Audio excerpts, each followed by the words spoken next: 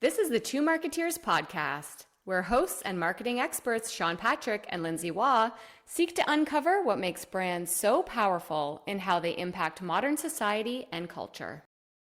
Two Marketeers. They've got a podcast. The Two Marketeers podcast. Hi, Hi. how are you on this special day, fellow marketeer Lindsay Waugh? Excellent. It's our finale. Eh. Welcome to the season 5 finale, Marketeers. I think it's episode, too lazy to check, but I think we're at episode 119 or something. There's over 100. It's over 110, I'm going to guess. Whatever, it's well over 100. 5 years in, who'da thunk it? We're older, we're wiser. Lindsay's better looking. I have less hair. Better looking. Great. Great. Yeah. Okay, well, this episode's starting off with a positive spin. Let's keep it going. I think we're just so happy. I don't know, it's summer. Every year we do this, and we as much as we love doing a podcast and it's fun, we love not doing it for a little while. And we love the summer. We're like, thank you so much for all of your time. Bye. I'm going to wherever, like literally anywhere else. Hey, Going to rest and rebound. whatever summer. whatever motivates you, because to do what we do, you got to be motivated, right? It's true. It's very true. So on that note, the season, we may have strayed, but let's go back to what the season kicked off being all about, and that was this apparent creativity crisis. And the question Yes. of, are we in a crisis? That's right. Did you go back and look at all of the topics we covered this season? No, I had that idea, but Starbucks, I needed my Starbucks. That's fair. I also already had my Starbucks today, but this has been a really fun season. So when I went back to look, because we always use the finale of every season just to reflect on all the things that we've talked about and where we kind of net out on our theme for the year, which is what we're doing. Yeah. We talked about doing more with less. We talked about iteration. We talked about too many cooks in the kitchen. We talked about the great thing about a crisis. We talked about the trend of being delusional, and if delulu is the way through getting through this crisis. We talked about brand as the multiplier, BFF tone. We talked about pricing creativity. We talked about so many different things Yeah.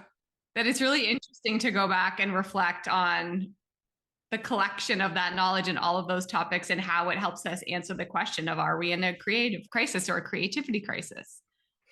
And the answer is no. No? No. Good. I think we both agreed that, there's crisis, but creativity is the last of our worries. Yeah. I think the word that we keep coming back to, and it's not even a marketing thing, it's not even just in our industry, it's a global thing, and this thing called uncertainty. Yeah. What do you do when you feel challenged with something where you're not quite sure what to do with it? And for me, it's like, I gotta believe this isn't the first time this is happening. Yeah.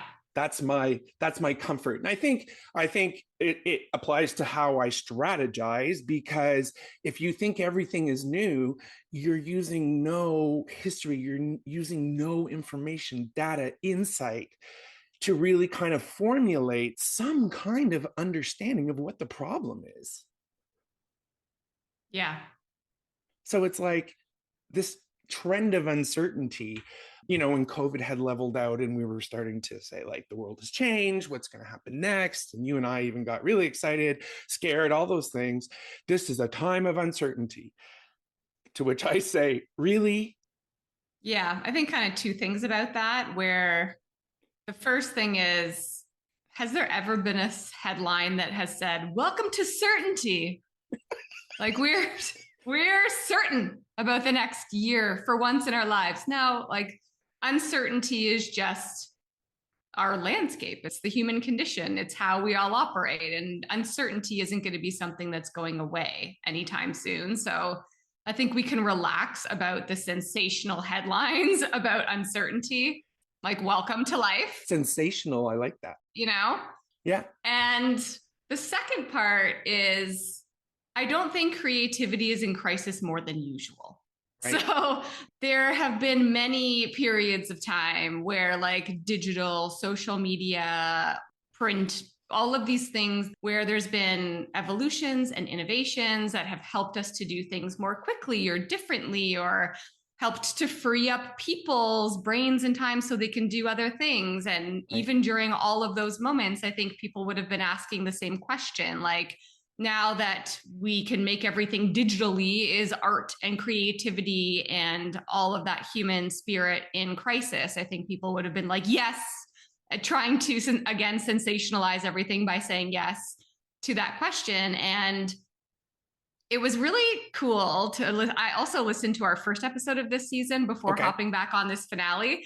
So in the first episode of this season, we reflected on season 4, where we were terrified of AI. And then, because it had just like, it was just, ChatGPT was just like picking up speed when it came to strategy and creativity, because that was like a year and a half ago or more that we would have been recording that content.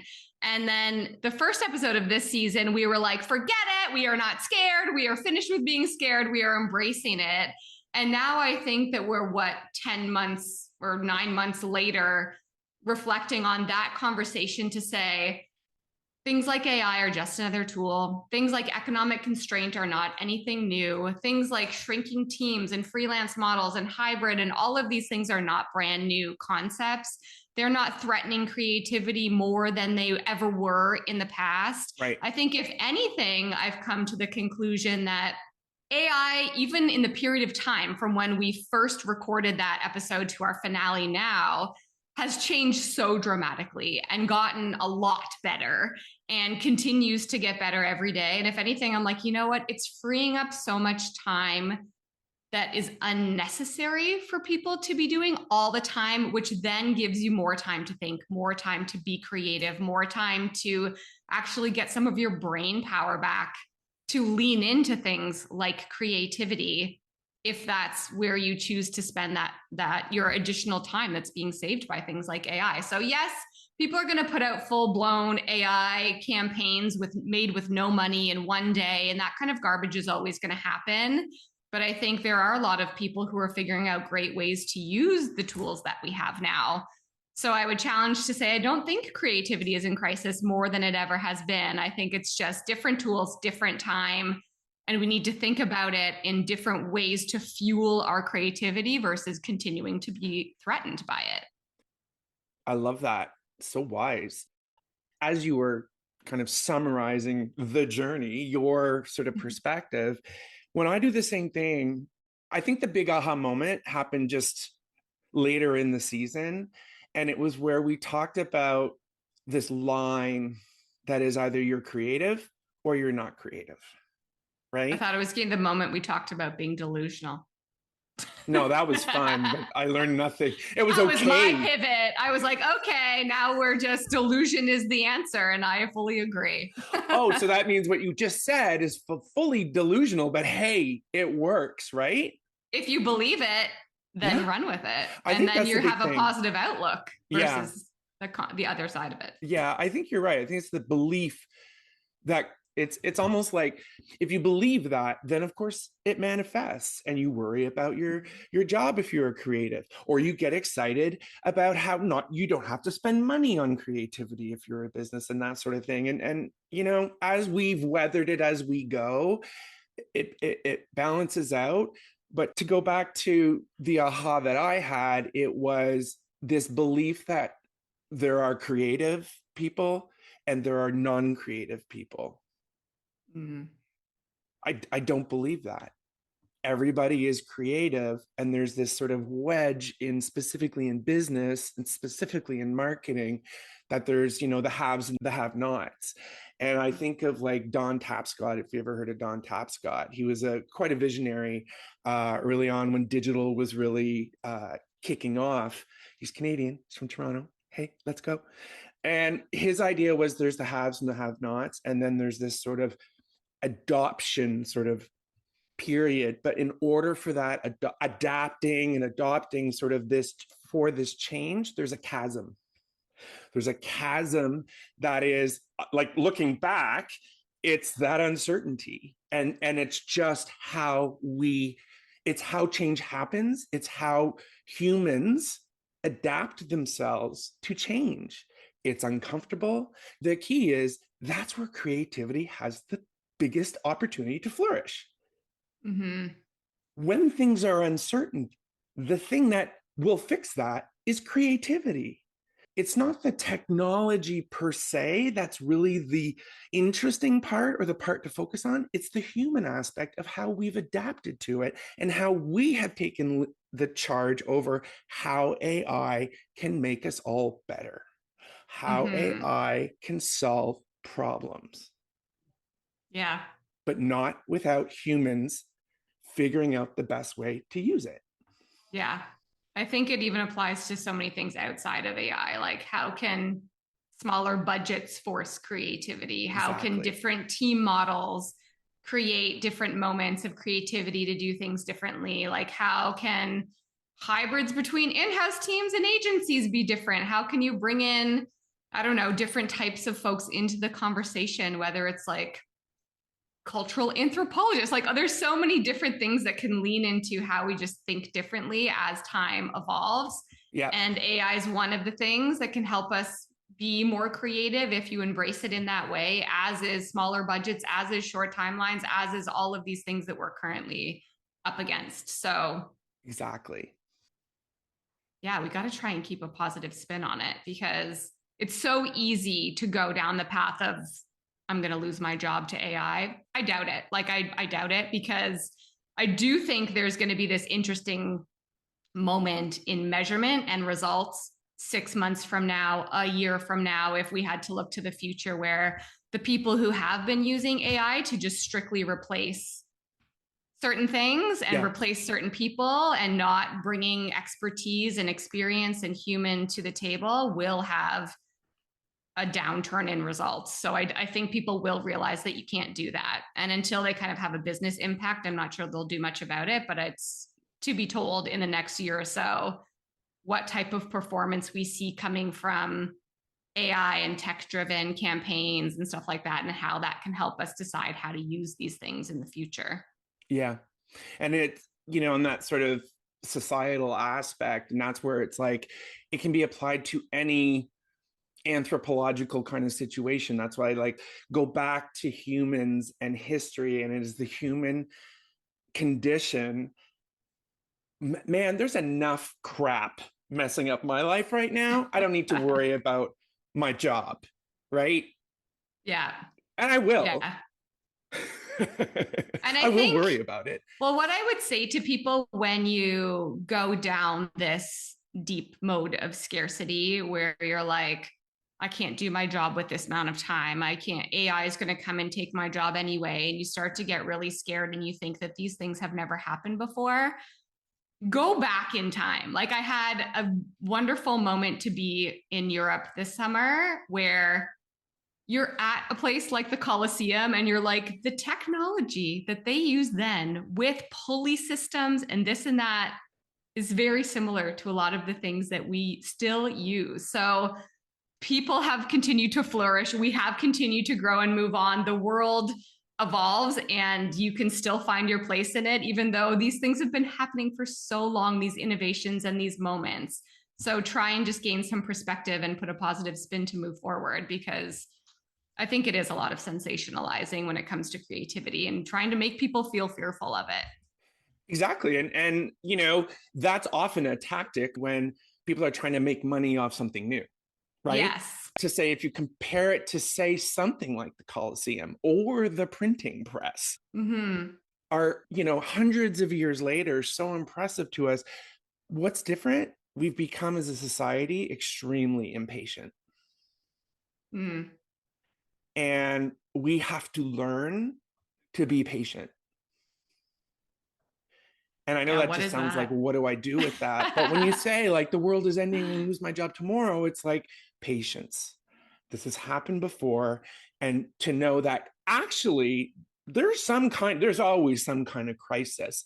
But in every case, when you look back, creativity is how they got out of whatever crisis it was until the next crisis happens, because crisis is when there's something out of your control, right? It's out of your control and you don't know how to deal with it. That is that vulnerability we've talked about so many times, that tension that you have to find at the root of what is the problem. Where is there that tension where either you choose to face it or run away from it? That the solution to that is always creative thinkers. And that is not a creative department. That is human creativity. And I think it's the one thing I would say is, I think we all have to get better at boiling down what creativity truly is. And it's not owned just by one department. Yeah. Because it's hard, right? Like it's hard to be creative. You have to start getting comfortable with the discomfort that is required for creative thinking to happen. And every human has the capability to do that. So I think the answer is not more than usual. Yeah. Go back to work. Is creativity in crisis? Not more than usual. We're all going to be okay. I think it's also just talking about the evolution. Like, I use AI now, and not because I'm saying I'm going to use AI because I want to learn it. It is integrated into the tools, and specifically for me, creative tools like things like Photoshop and, PowerPoint, these sort of basic tools that have been part of the business for so long and have really stuck. And if they themselves had changed things, I use them and save myself hours. If I take 10 minutes to figure out how AI is integrated into that thing, I don't ask it to think for me. I ask it to do for me. So, bane of an existence of any creative is, okay, we need a photo, or a designer is, we need a photo, but that photo needs to be, I want the Eiffel Tower, but I want it in a cornfield in Montana, and it needs to be the Northern Lights in the background, right? And you're like, you can't do that. You can't do that because I'll either have to spend 18 hours searching for that impossible picture, or I'll have to create it, right? Guess what? That is no longer the issue it was. So it's amazing to me, and my wife Simone and I are always coming out going, did you see what Photoshop can do?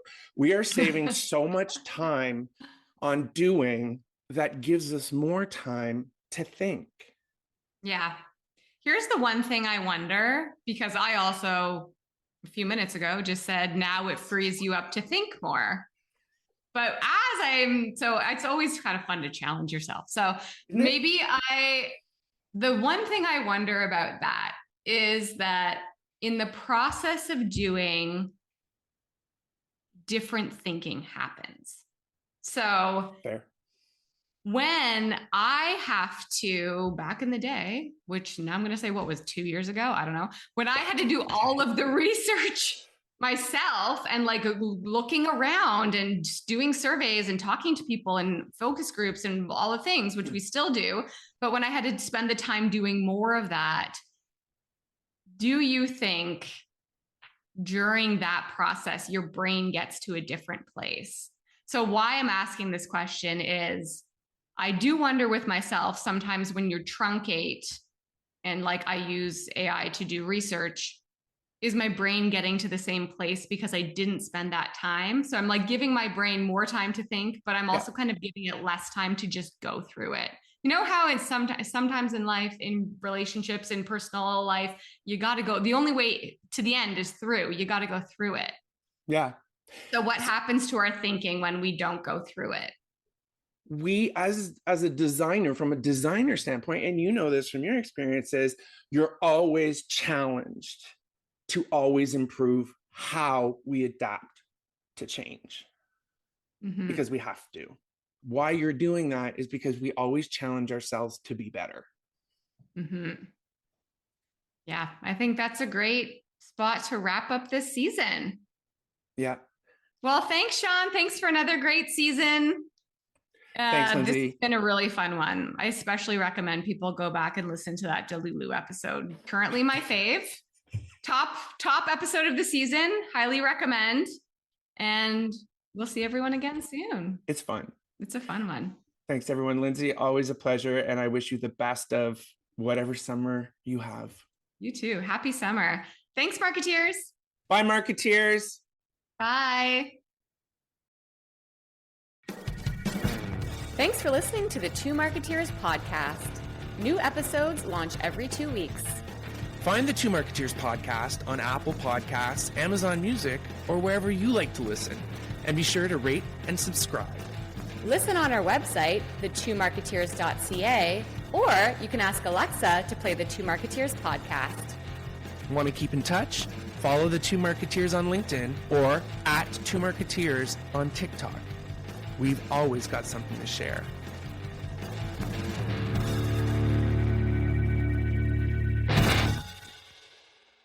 This podcast is over.